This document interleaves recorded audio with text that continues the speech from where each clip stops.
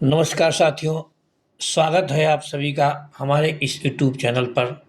आज हम बात कर रहे हैं ओशो के बारे में, एक ऐसी सच्चाई की जो कई लोगों के लिए भ्रांति है, कई लोग उसको पकड़ कर चलते हैं। सच्चाई वो ये है, क्या ओशो ने वास्तव में 1 लाख किताबें पढ़ी थीं या इससे अधिक किताबें पढ़ी थीं? और अगर बात को गहराई से देखा जाए तो ओशो ने 1 लाख किताबें यदि पढ़ी थी तो वो किताबें उनके अंदर होनी चाहिए। क्या है इस दावे की सच्चाई? कहाँ तक ये बात सत्य है? ओशो का आश्रम है वो क्या कहता है? ओशो के अनुयायी क्या कहते हैं? और ओशो के साथी लोग, ओशो को चाहने वाले क्या कहते हैं इस बात पर? तो आज इस वीडियो में आप इस पूरी सच्चाई को समझेंगे कि क्या ओशो ने एक लाख किताबें पढ़ी थी। तो सबसे हम पहले बात करते हैं कि भारत में दो विचारधाराएं बहुत तेजी से फैली हुई हैं। एक है, कुछ लोग कहते हैं नॉलेज इज पावर, और कुछ लोग कहते हैं कि वर्क इज वर्कशिप, अर्थात कर्म ही पूजा है। इन दोनों के बीच में झूलता हुआ सवाल है ओशो के बारे में। तो 99% लोग मानते हैं कि ज्ञान ही पावर है या ज्ञान ही शक्ति है और शक्ति ही जो है ज्ञान है। लेकिन इसके उलट जो 1% लोग बचते हैं वो कहते हैं नहीं, कर्म ही पावर है। लेकिन ओशो ने इसके बीच से जो निकाला था, पहले ज्ञान अर्जित किया, उसके बाद उसको कर्म में बदल दिया, अर्थात उसको जिया। ओशो स्वयं कहते थे ज्ञान ही असली धन है। पर अगर कोई इंसान सच में इस धन का राजा था तो वो थे ओशो रजनीश। उनके बारे में कहा जाता है कि उनके पास 1 लाख से ज़्यादा किताबें थीं और उन्होंने उनमें से ज़्यादातर खुद पढ़ रखी थीं। पर क्या ये वाकई संभव है? क्या कोई इंसान इतनी किताबें सच में पढ़ सकता है, या फिर वह बस एक और मिथक है जो उनके नाम के साथ आसानी से चिपक गया और आज भी चिपका है? फिर इस मिथक को जानने के लिए हमें खंगालना पड़ेगा उस इतिहास को। तो इस वीडियो में हम बात करेंगे ओशो की किताबों की दुनिया में उतरेंगे, उनकी रीडिंग हैबिट, उनका टाइम मैनेजमेंट और उनके शब्दों की सच्चाई जानने का प्रयास करें। तो सबसे पहला सवाल उठा था कि क्या उनके पास 1 लाख किताबें थीं? तो हम आपको बताते हैं कि ओशो का असली नाम था चंद्रमोहन जैन, जिनका जन्म 1931 में मध्य प्रदेश के कुचवाड़ा में हुआ था और बहुत ही कम उम्र में उन्हें किताबें पढ़ने का जुनून लग गया था। वो स्वयं कहते थे कि मेरी रुचि कभी खेलों में या खेतों में नहीं थी, मैं हमेशा किताबों और विचारों में ही रहता था, और यही उनकी रुचि उन्हें किताबों तक ले रही।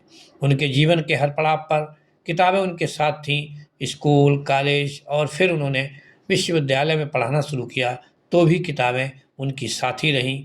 1970 के दशक में जब उन्होंने पुणे आश्रम की स्थापना की तो वहाँ उन्होंने अपनी निजी लाइब्रेरी तैयार की, जिसमें दुनिया भर से लाई गई करीब 1 लाख से अधिक किताबें रखी गईं।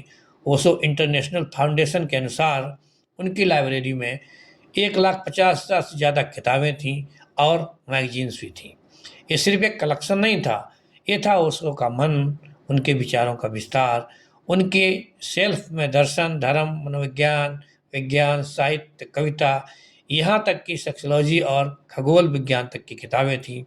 ओशो कहते थे, मैं किसी एक धर्म का अनुयायी नहीं हुई, मैं हर धर्म को पढ़ता हूँ ताकि जान सकूँ कि सच्चाई कहाँ छुपी है और ये धर्म क्या कहना चाहता है। तो हाँ, ये अफवाह नहीं है। ओशो के पास में, उनके आश्रम में, जो आज भी मौजूद है, किताबों का वो खजाना जो 1 लाख से प्लस किताबों की बात करता है, इसलिए सच्चाई हो सकती है कि ओशो ने पढ़ी हो। फिर हम बात करते हैं, प्रैक्टिकली उतार के देखें कि क्या कोई व्यक्ति 1 लाख से अधिक किताबें पढ़ सकता है? तो उसके लिए हमें समझना पड़ेगा उनकी इस आदत को कि आखिर वो कैसे पढ़ सकते हैं। तो ओशो एक आम लीडर नहीं थे, ओशो एक आम इंसान नहीं थे, ओशो कोई रीडर नहीं थे, कोई स्टूडेंट नहीं थे। ओशो जो किताब पढ़ते थे उसे जीते थे, इसलिए लगता है कि वो पढ़ लिए होंगे। उन्होंने खुद कहा था कि मैं किसी किताब को पूरा नहीं पढ़ता बल्कि उसकी आत्मा को पकड़ लेता हूँ, और उनका यही स्किम रीडिंग का तरीका था। मतलब हर शब्द नहीं बल्कि हर पैराग्राफ का सार समझना। और वो एक किताब को 20 से 30 मिनट में ख़त्म कर देते थे। कुछ किताबों को सिर्फ खोलकर पहले और आखिरी पन्ने को पढ़कर फिर कहते थे, मुझे समझ में आ गया कि लेखक क्या कहना चाहता है। ओशो को अपनी मेमोरी और फोकस पर पूरा भरोसा था। वो कहते थे, जब तुम पढ़ते हो तो शब्दों मत फंसो, शब्द तो सिर्फ द्वार है, ज्ञान तो उसके पार है। उनके पढ़ने का उद्देश्य जानना नहीं था, बल्कि समझना था। इसीलिए वो हर विषय पर बात कर सकते थे, चाहे वो बुद्ध हों, चाहे जीसस हों, चाहे मार्क्सवाद हो, चाहे फिर गहरा से गहरा अध्यात्म। ओशो एक दिन में कितनी किताबें पढ़ते थे, एक आम इंसान की तरह अगर हमें आकलन करना चाहें तो नहीं कर पाएंगे, लेकिन एक विशिष्ट इंसान, एक ज्ञानी पुरुष के रूप में हम देखते हैं कि उनके करीबी लोग बताते हैं कि वो एक दिन में 7 से 10 किताबें पढ़ लेते थे। उनकी दिनचर्या बहुत ही अनुशासित थी। सुबह ध्यान, फिर प्रवचन और फिर कई घंटों तक पढ़ाई, सिर्फ पढ़ाई, सिर्फ पढ़ाई। कभी कभी वे अपने सेक्रेटरी से कहा करते थे कि आज कोई ना आए, आज मैं सिर्फ किताबें पढ़ना चाहता हूँ, अर्थात आज मैं लोगों से मिलने की बजाय पढ़ने में ज़्यादा जीना चाहता हूँ। ओशो का ध्यान और एकाग्रता इतनी प्रबल थी कि घंटों बिना रुके पढ़ सकते थे, बिना किसी हलचल के, बिना व्याकुलता के, बिना बोरियत के वो पढ़ते थे। उनका एक शिष्य कहता था, ओशो जब पढ़ते थे तो लगता था जैसे वो लेखक से सीधे संवाद कर रहा हो। उनके बीच में जो किताब थी वो भी कहीं अलग हो जाती थी, लेखक और ओशो ही बचते थे। उनके पास खास कुर्सियाँ थीं, खास लाइटिंग थी, हजारों बुकमार्क्स थे, क्योंकि वो एक साथ में 5-6 किताबें खोल कर पढ़ते थे। तब क्या ये प्रैक्टिकली संभव है, एक व्यक्ति एक साथ 5-6 किताबें पढ़ सकता है? जी हाँ, ओशो जैसे व्यक्ति के लिए ज़रूर है, क्योंकि उन्होंने ये सब करना चाहा था। उनके अंदर से आत्मा कह रही थी कि मुझे पढ़ना चाहिए, मुझे सीखना चाहिए, मुझे जानना चाहिए और उस सीखे हुए, जाने हुए, जिए हुए को लोगों को बताना चाहिए। अब हम अगर गणना करें तो मान लेते हैं कि ओशो 35 साल तक सक्रिय रूप से उन्होंने पढ़ाई की। अगर उन्होंने रोज़ाना औसतन 5 किताबें भी पढ़ी तो 35 इंटू 5 इंटू 35 बराबर 63,835 किताबें हो जाती हैं जब ओशो प्रतिदिन 5 किताबें पढ़ें। यदि इसी संख्या को अगर डबल कर दिया जाए तो ये संख्या 1 लाख से ऊपर पहुंच जाती है। अर्थात ये आंकड़ा असंभव नहीं है, बल्कि असाधारण है, इम्पॉसिबल नहीं है, लेकिन बहुत कठिन है। क्योंकि ओशो का जीवन एक सामान्य जीवन नहीं था, वो एक बहुत ही विलक्षण जीवन था। उनकी दुनिया उनकी किताबों में थी, अर्थात ओशो क्या थे, वो अपने किताबों के द्वारा गढ़े हुए ओशो खुद कहते थे कि मुझे नींद ही नहीं आती जब तक मैं कुछ नया न सीखूं। और जो व्यक्ति इतना प्रबलता से सीखने के प्रति जाता है तो उसका एकमात्र सहारा बचता है वो किताबें। यही कारण है कि उनकी प्रवचन जो होते थे उनमें इतना ज्ञान झलकता था, ये लगता था कि हर बार ओशो एक नए ओशो मिल के आए हैं। कभी भी फ़कीरों की बात करते, कभी सूफीवाद की बात करते, कभी फ्राइड की बात करते, कभी कृष्ण की बात करते और हद तो जब थी कि कभी-कभी वो सिर्फ़ मौन की बातें करते थे। अर्थात जीसस क्राइस्ट, कृष्ण और आप जितने भी धर्म हैं उनके मतावलंबियों को, धर्मावलंबियों को, उनके संस्थापकों को आप एक साथ ओशो में मौजूद देख सकते थे।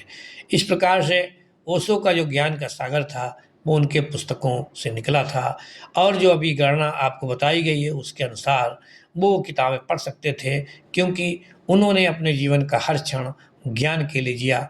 उनकी लाइब्रेरी आज भी आश्रम में मौजूद है। हम लोगों के लिए कोई भी जाकर वो साक्षी बन सकता है इस बात का कि जब किताबें थीं तो ओशो ने पढ़ी ज़रूर होंगी। और जैसा वो कहते थे कि मैं जो कुछ बोलता हूँ उसमें मेरा कुछ नहीं है, ये उन लाखों किताबों का निचोड़ है जिसे मैंने आत्मसात किया है, जिसे मैंने जिया है। तो दोस्तों, ओशो ने न सिर्फ किताबें पढ़ी बल्कि उन्होंने एक नई चेतना का निर्माण किया। उनकी लाइब्रेरी में सिर्फ पन्ने नहीं थे, उनकी लाइब्रेरी में और भी बहुत कुछ था, जो निचोड़ उन्होंने उन किताबों से सीखा और मानवता के लिए परोस दिया। इस प्रकार से ओशो की असली शक्ति थी, वो किताबें थीं, वो अध्ययन था, वो लगन थी, वो विश्वास था और वो जीने की तमन्ना थी जो उन्होंने किताबों के बल पर तैयार की थी। साथियों, इसमें तक जो आप अभी समझ रहे थे, इस सच्चाई को जो आपको हमेशा जीवन में परेशान करता कि क्या 1 लाख किताबें पढ़ी जा सकती हैं या 1 लाख से अधिक किताबें पढ़ी जा सकती हैं। दोस्तों, ओशो से प्रेरित होकर के हम सीख सकते हैं, हम जान सकते हैं कि यदि हमारी इच्छा शक्ति प्रबल है, यदि हम कुछ हम जानना चाहते हैं, यदि हम कुछ नया करना चाहते हैं, तो हम भी अधिक से अधिक किताबें पढ़ सकते हैं, क्योंकि एक किताब आपको एक नया जीवन दे के जाती है। तो आज की इस वीडियो में बस इतना ही। कल फिर मिलते हैं ओशो के बारे में एक नई जानकारी, एक चेतनापूर्ण जानकारी, एक प्रकाश में जानकारी। तब तक के लिए जय हिंद, जय भारत। हाँ, यदि इस चैनल पर आप नए हैं, इस चैनल को सब्सक्राइब करें और इस वीडियो को लाइक करें, उन दोस्तों तक शेयर करें जो ओशो को जानना चाहते हैं, या जो व्यक्ति नए व्यक्ति के बारे में जान करके अपने जीवन को सफल बनाना चाहता है। फिर मिलते हैं एक नई तरंग, एक नई उमंग, एक नई किताब, एक नए संगीत और एक नई वजह के साथ। तब तक के लिए जय हिंद, जय भारत।